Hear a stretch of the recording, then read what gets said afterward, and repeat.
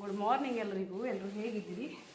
ನಾನು ಚೆನ್ನಾಗಿದ್ದೇನೆ, ನೀವು ಕೂಡ ಚೆನ್ನಾಗಿದ್ದೀರಿ ಅಂತ ಅಂದ್ಕೊಳ್ತಾ ವೆಲ್ಕಮ್ ಬ್ಯಾಕ್ ಟು ಅಜ್ಞಾಪನೆ ಕನ್ನಡ ಲಾಗ್ ಚಾನಲ್. ನಾನು ಬಟ್ಟೆನ ಹ್ಯಾಂಡ್ ವಾಶ್ ಮಾಡ್ಕೊಂಡು ಬಂದೆ. ಇಷ್ಟು ಬಟ್ಟೆ ಹ್ಯಾಂಡ್ ವಾಶ್ ಮಾಡಿದೆ. ಈಗ ಹೊರಗಡೆ ಮೋಡ ಅಂದರೆ ಮಳೆನೂ ಇಲ್ಲ ಬಿಸಿಲು ಇಲ್ಲ, ಆ ಥರ ಮೋಡ. ಡ್ರೈ ಮಾಡಲಿಕ್ಕೆ ಮಷೀನಿಗೆ ಹಾಕೋಣ ಅಂತ ತೊಗೊಂಡು ಬಂದೆ. ಇದಾದ ನಂತರ ಅಡುಗೆ ಕೆಲಸ. ನಾನಿಲ್ಲಿ ಕರಿಬೇವಿನ ಸೊಪ್ಪಿನ ಚಟ್ನಿ ಮಾಡೋಣ ಅಂತ ಅಂದ್ಕೊಂಡೆ.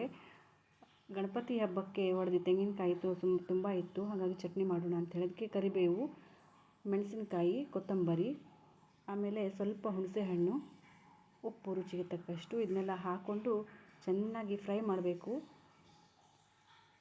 ಈ ರೀತಿ ಫ್ರೈ ಆದಮೇಲೆ ಅದನ್ನ ಸ್ವಲ್ಪ ತಣ್ಣಗಾಗ್ಲಿಕ್ಕೆ ಬಿಡಬೇಕು. ಆಮೇಲೆ ಮಿಕ್ಸರಿಗೆ ಹಾಕಿ ಈ ರೀತಿ ಚಟ್ನಿ ಮಾಡ್ಕೊಳ್ಬೇಕು.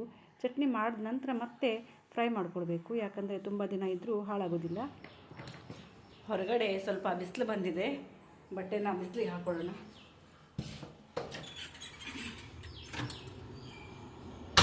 ಬಿಸಿಲಂದರೆ ತುಂಬ ಏನು ಬಿಸಿಲಲ್ಲ, ಸ್ವಲ್ಪ ಮೋಡ ಹೋಗಿದೆ ಅಷ್ಟೇ.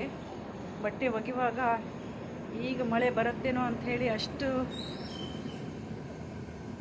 ಕಪ್ಪಾಗಿತ್ತು.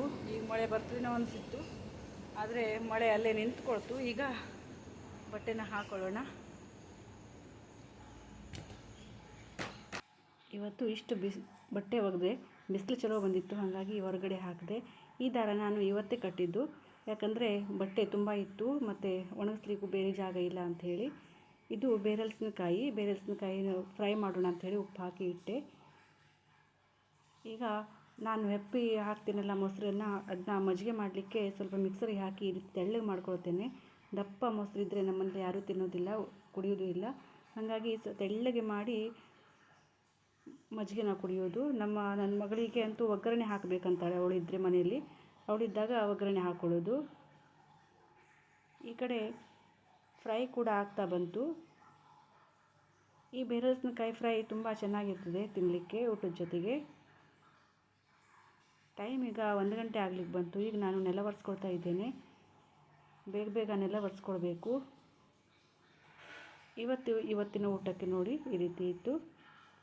ಇದು ಸಂಜೆ 5:30 ನನ್ನ ಮಗಳು ಸ್ಕೂಲಿಂದ ಮನೆಗೆ ಬಂದಳು. ಪಾಸ್ತಾ ಮಾಡಿ ನನ್ನ ಮಗಳು ಸ್ಕೂಲಿಂದ ಬಂದಳು. ಈಗ ಸ್ನ್ಯಾಕ್ಸಿಗೆ ಪಾಸ್ತಾ ಮಾಡೋಣ ಅಂಥೇಳಿ ಸ್ವಲ್ಪ ಪಾಸ್ತಾ ಇತ್ತು ತಂದಿದ್ದು, ಅದನ್ನೇ ಸ್ನ್ಯಾಕ್ಸ್ ಮಾಡ್ಕೊಳ್ಳೋಣ ಅಂಥೇಳಿ ಸ್ವಲ್ಪ ಬೇಯಿಸ್ಲಿಕ್ಕೆ ಇಟ್ಟಿದ್ದೆ. ಬೆಂತು ಇದು. ಈಗ ಪಾಸ್ತಾ ಮಾಡೋಣ ಬನ್ನಿ.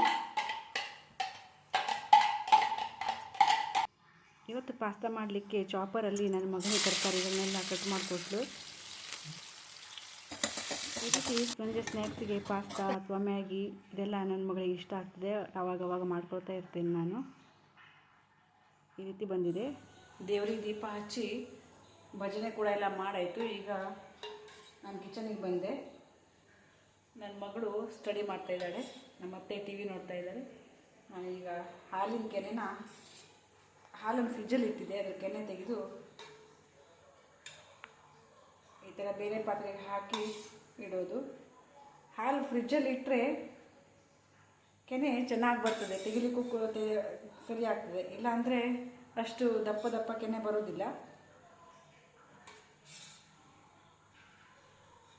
ಈ ರೀತಿ ಈ ಕೆನೆ ತೆಗೆದು ಈ ಪಾತ್ರೆ ಇಟ್ಟು ಫ್ರಿಜ್ಜಲ್ಲಿ ಇಡೋದು. ಒಂದು 15 ದಿನಕ್ಕೊಂದ್ಸಲ ತುಪ್ಪ ಮಾಡಲಿಕ್ಕೆ ಆಗ್ತದೆ.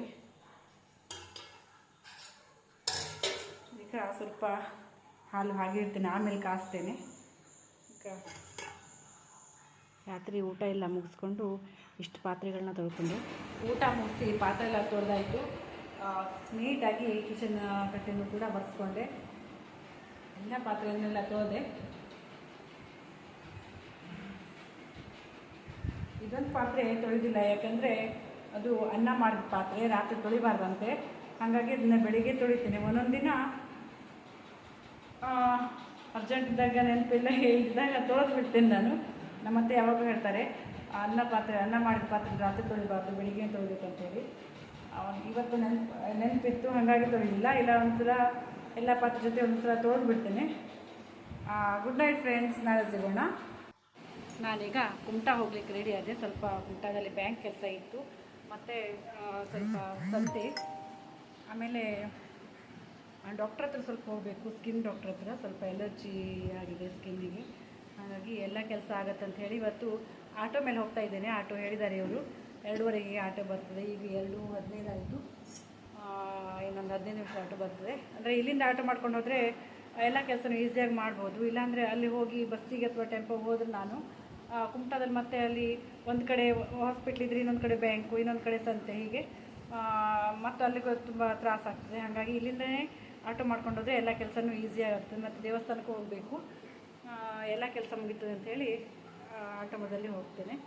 ಆಮೇಲೆ ಸಿಗ್ತೇನೆ, ಬಾಯ್. ಆಟೋದಲ್ಲಿ ಕುಮಟಾ ಹೋಗ್ತಾ ಇದ್ದೇನೆ. ತುಂಬ ಕೆಲಸ ಇದೆ, ಆದರೆ ಬ್ಯಾಂಕಿನ ಕೆಲಸ ಸ್ವಲ್ಪ ಮುಗಿಸ್ಕೊಂಡು ಬೇರೆ ತುಂಬ ಕೆಲಸ ಇತ್ತು, ಅದನ್ನೆಲ್ಲ ಪೆಂಡಿಂಗ್ ಆಯಿತು. ಯಾಕಂದರೆ ರಿಕ್ಷಾದವರಿಗೆ ಸ್ವಲ್ಪ ಗಡ್ಬಡಿ ಇತ್ತು ಮನೆ ವಾಪಸ್ ಬರಲಿಕ್ಕೆ. ಒಂದು ಬ್ಯಾಂಕಲ್ಲೇ ತುಂಬ ಹೊತ್ತು ಕೆಲಸ ಇತ್ತು, ಹಾಗಾಗಿ ಆಗಲಿಲ್ಲ. ಮಾಳಸನಾರಾಯಣ ದೇವಸ್ಥಾನ, ನಮ್ಮ ಕುಲ ದೇವಸ್ಥಾನಕ್ಕೂ ಬಂದು ವಾಯಣದ ಕಾಯಿ ಇತ್ತು, ಅದನ್ನ ಇವಾಗಲೇ ಇಡಬೇಕಿತ್ತು. ಹಾಗಾಗಿ ಆ ಕಾಯನ್ನು ಆ ದೇವಸ್ಥಾನದಲ್ಲಿ ಇಟ್ಕೊಂಡು ಬಂದೆ. ಈಗ ಸ್ವಲ್ಪ ನಮ್ಮ ಮನೆಯವ್ರ ಪರಿಚಯದವರು ಗಿಣ್ಣಿನ ಹಾಲು ಕೊಟ್ಟಿದ್ದರು, ಎಮ್ಮೆ ಹಾಲು ಕರು ಹಾಕಿದ್ದು. ಅದನ್ನ ಗಿಣ್ಣು ಮಾಡಬೇಕಂತ ಹೇಳಿ ಕಾಯಿ ತುರಿ ಮತ್ತು ಬೆಲ್ಲ ಎಲ್ಲ ರಸ ತೆಕ್ಕೊಂಡೆ. ಅದನ್ನ ಮಿಕ್ಸರಿನ ಕೆಲಸ ನನಗೆ ತುಂಬ 4-5 ಸಲ ಮಿಕ್ಸರ್ ಯೂಸ್ ಮಾಡಬೇಕು. ಇದು ನೋಡಿ, ಇದು ತೆಂಗಿನಕಾಯಿ ರಸ, ತೆಂಗಿನಕಾಯಿ ಹಾಲು ಮತ್ತು ಬೆಲ್ಲ, ಇದನ್ನ ಮಿಕ್ಸರಿಗೆ ಹಾಕಿ ಒಂದು ಪಾತ್ರೆಲಿ ಇಟ್ಟಿದ್ದೇನೆ. ಎಂತಕ್ಕಂದರೆ ನಮ್ಮನೆಯವ್ರ ಪರಿಚಯದವರೊಬ್ಬರು ಗಿಣ್ಣಿನ ಹಾಲು ತಂದು ಕೊಟ್ಟಿದ್ದರು, ಅದನ್ನ ಗಿಣ್ಣು ಮಾಡೋಣ ಅಂಥೇಳಿ. ನೋಡೋಣ ಹೇಗಾಗ್ತದೆ ಅಂಥೇಳಿ. 4ನೇ ದಿನದ ಹಾಲಂತೆ ಅದು. ಗಿಣ್ಣು ಹೇಗೆ ಬರ್ತದೆ ಅಂತ ಹೇಳ್ತೇನೆ ನಿಮಗೆ ನಾಳೆ. ಮತ್ತು ಈಗ ರವಾ ದೋಸೆ ಮಾಡಬೇಕಂಥೇಳಿ ರವಾ ನೆನೆಸಿಟ್ಟಿದ್ದೆ, ಅದನ್ನು ಕೂಡ ಮಿಕ್ಸರಿಗೆ ಹಾಕ್ಕೊಂಡೆ. ಈಗ ಒಂದು ಸಲ ಹಾಕ್ಕೊಂಡೆ, ಇನ್ನೊಂದು ಸಲ ಹಾಕೋದಿದೆ. ಆ್ಯಪಲ್ ಜ್ಯೂಸ್ ಕೂಡ ಮಾಡಬೇಕು, ಚಟ್ನಿ ಕೂಡ ಮಾಡಬೇಕು ದೋಸೆಗೆ. ಎಷ್ಟು ಸಲ ಮಿಕ್ಸರ್ ಯೂಸ್ ಮಾಡೋದು ನೋಡಿ. ಇವತ್ತು ಮಿಕ್ಸರಿಂದ ಕೆಲಸ ಸಂಜೆ. ತೆಂಗಿನಕಾಯಿ ಹಾಲಿಗೆ ಮತ್ತು ಬೆಲ್ಲ ಹಾಕಿದ್ದೆ, ಅದಕ್ಕೆ ಮತ್ತು ಈಗ ಆಕಳ ಹಾಲು, ಎಮ್ಮೆ ಹಾಲನ್ನು ಕೂಡ ಸೇರಿಸ್ಕೊಂಡೆ ಗಿಣ್ಣು ಮಾಡಲಿಕ್ಕಂಥೇಳಿ. ಎಲ್ಲ ಚೆನ್ನಾಗಿ ಬೆರೆಸ್ಕೊಂಡೆ, ಹಾಲು ಎಲ್ಲ, ಏಲಕ್ಕಿ ಪುಡಿನೂ ಹಾಕ್ಕೊಂಡೆ. ಈಗ ಗಿಣ್ಣು ಮಾಡಲಿಕ್ಕೆ ಇಡೋಣ. ಚೆನ್ನಾಗಿ ಒಂದು ಪಾತ್ರೆಯಲ್ಲಿ ಗಿಣ್ಣ ಹಾಲನ್ನು ಎರಡು ಪಾತ್ರೆಗೆ ಹಾಕ್ಕೊಂಡೆ. ಒಂದು ಪಾತ್ರೆಯಲ್ಲಿ ಸಾಲಿಲ್ಲ, ಹಾಗಾಗಿ ಇನ್ನೊಂದು ಪಾತ್ರೆಗೂ ಕೂಡ ಹಾಕ್ಕೊಂಡು ಇಟ್ಟೆ. ಇಡ್ಲಿ ಪಾತ್ರೆ ಇಟ್ಕೊಂಡು ಗಿಣ್ಣು ಮಾಡಿದೆ. ಆದರೆ ಎಮ್ಮೆ ಹಾಲಿನ ಗಿಣ್ಣು ಮಾಡಲಿಕ್ಕೆ ಎಲ್ಲ ಪ್ರಿಪ್ರೇಷನ್ ಮಾಡಿಕೊಂಡು ಗಿಣ್ಣು ಮಾಡಲಿಕ್ಕೆ ಕೂಡ ಇಟ್ವಿ. ಆದರೆ ಈ ಗಿಣ್ಣು ಸರಿ ಬಂದಿಲ್ಲ, ತೆಳ್ಳಗಾಗೋಗಿದೆ. ಯಾಕಂದರೆ ಇದು 4ನೇ ದಿನದ ಹಾಲಂತೆ, ನಮ್ಗೆ ಗೊತ್ತಿರಲಿಲ್ಲ. 3ನೇ ದಿನದ ಹಾಲು ಅಂತ ಅಂದ್ಕೊಂಡ್ವಿ ನಾವು. ಆಮೇಲೆ ಅವ್ರು ಹೇಳಿದ್ರು ಇದು 4ನೇ ದಿನದ ಹಾಲು ಅಂಥೇಳಿ.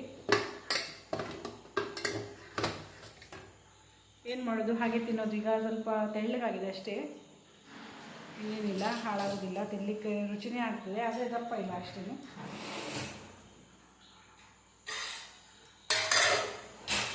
ಕಿಚನ್ ಕೆಲಸ ಎಲ್ಲ ಮುಗಿಸಿ ಆಯಿತು. ಈಗ ಹೋಗಿ ನಿದ್ದೆ ಮಾಡೋದು, ಮಲ್ಕೊಳ್ಳೋದು. ಬಾಯ್, ಗುಡ್ ನೈಟ್, ಗುಡ್ ಮಾರ್ನಿಂಗ್. ನಾನಿವತ್ತು ನೀರು ದೋಸೆ ಮಾಡಬೇಕಂತ ನೀರು ದೋಸೆಗೆಲ್ಲ ರೆಡಿ ಮಾಡಿಕೊಂಡೆ. 2 ತವೆ ಇಟ್ಕೊಂಡು ನೀರು ದೋಸೆನ ಹಾಕ್ತಾಯಿದ್ದೇನೆ, ಯಾಕಂದರೆ ಬೇಗ ಬೇಗ ಆಗ್ತದೆ ಅಂತ ಹೇಳಿ. ಇವತ್ತಿನ ಬ್ರೇಕ್ಫಾಸ್ಟಿಗೆ ನೀರು ದೋಸೆ 2 ತವೆ ಮೇಲೆ ಇಟ್ಟಿದೆ, ಅಂದರೆ ಬೇಗ ಬೇಗ ಆಗಲಿ ಅಂತ ಹೇಳಿ. ಅದಕ್ಕೆ ಕಾಂಬಿನೇಷನ್ನು ಇದು ಈರುಳ್ಳಿ ಚಟ್ನಿ. ಈರುಳ್ಳಿ ಚಟ್ನಿ ಜೊತೆಗೆ ಕಾಯಿ ದೋಸೆ ತುಂಬ ಚೆನ್ನಾಗಿರುತ್ತೆ, ಇದು ಟೇಸ್ಟಿ. 2 ದೋಸೆ ತೆಗೆದು ಚಟ್ನಿ ಹಾಕಿ ನನ್ನ ಮಗಳಿಗೂ ಕೊಟ್ಟೆ. ಅವಳಿಗೆ ಈ ದೋಸೆ ಇಷ್ಟ ಇಲ್ಲ, ಆದರೂ ಕೂಡ ನನ್ನ ಒತ್ತಾಯಕ್ಕೆ ತಿನ್ಕೊಂಡು ಹೋದ್ಲು ಅವಳು. ಇವತ್ತು ಅನ್ನ ಮಾಡಿರಲಿಲ್ಲ ಬೆಳಿಗ್ಗೆನೇ. ಹೊರಗಡೆ ಜೋರು ಮಳೆ ಬೀಳ್ತಾ ಇದೆ, ಆದರೂ ನನ್ನ ಮಗಳು ಸ್ಕೂಲಿಗೆ ಕಳಿಸ್ಬೇಕಲ್ವ, ಸ್ಕೂಲ್ ಬರ್ತದೆ, ಟೈಮಿಗೆ ಬರ್ತದೆ. ಹಾಗಾಗಿ ರೋಡಲ್ಲಿ ಬಿಟ್ಟು ಬರೋಣ ಅಂಥೇಳಿ. ಅಂದರೆ ರೋಡ್ ಕ್ರಾಸ್ ಮಾಡಬೇಕು, ಅವಳಿಗೆ ಬರೋದಿಲ್ಲ ಅಂತಲ್ಲ, ಈ ಮಳೆಯಲ್ಲೆಲ್ಲ ಅಂಥೇಳಿ ನಾನು ಡೈಲಿ ಅವಳಿಗೆ ಕಳಿಸೇ ಬರೋದು. ಯಾವ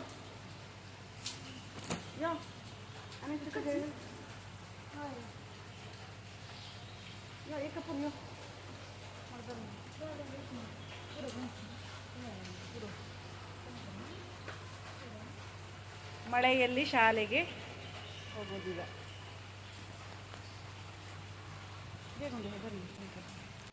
ಇಲ್ಲಿಗೆ ಈ ವಿಡಿಯೋನ ಎಂಡ್ ಮಾಡ್ತಾ ಇದ್ದೀನಿ. ವಿಡಿಯೋ ನಿಮಗೆಲ್ಲ ಇಷ್ಟ ಆಗಿರೋದು ಲೈಕ್ ಮಾಡಿ, ಶೇರ್ ಮಾಡಿ, ಇಷ್ಟ ಆದರೆ ಒಂದು ಲೈಕ್ ಮಾಡಿ, ಶೇರ್ ಮಾಡಿ, ಕಮೆಂಟ್ ಮಾಡಿ, ಚಾನಲ್ನ ಸಬ್ಸ್ಕ್ರೈಬ್ ಮಾಡಿ ವಿಡಿಯೋಸನ್ನು ನೋಡಿ. Thank you.